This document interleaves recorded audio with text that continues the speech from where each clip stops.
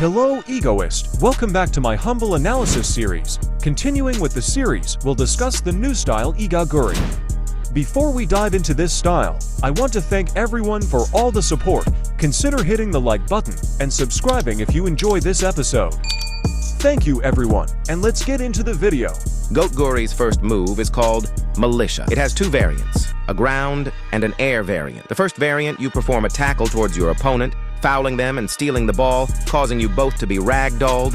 However, you keep the ball, allowing you to continue making plays with your team. The second variant is used when the ball is in the air. You head the ball away, which allows for multiple plays like passing to your teammates, scoring a goal, or blocking opposing shots to your own goal. These two moves together are great for support and defensive players, allowing you to keep your team in the game and give your team the advantage. You can also use Militia without the ball for mobility in case you need to rush down an opponent. Igaguri's second move in base is called Monk Pass. While having the ball, you perform a sliding pass that tracks to your teammate. This combos well with Militia, as these two skills allow you to steal and pass, quickly allowing your team to switch from defense to offense. Now let's move on to the Awakening, which was teased in our Discord server, which you should join to stay up to date with bluelockrivals news. Here it is for those who haven't seen it.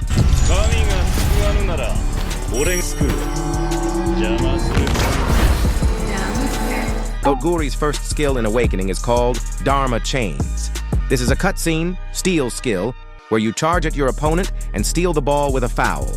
This skill, causing the victim to be slowed for a little while after it is used, giving you a chance to get away from them. It is inspired by when Igaguri stopped Destroyer Rin in the manga, and we felt like this would be a cool skill to have in-game. Igaguri's second skill in Awakening is Monk Pass, which is simply a better version of the base skill. Igaguri's final skill in Awakening is another cutscene skill known as Genius Killing Militia.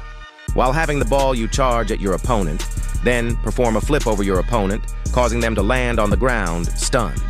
This also leaves them slowed for a while since they are hurt from the absolutely disrespectful foul they were just subjected to.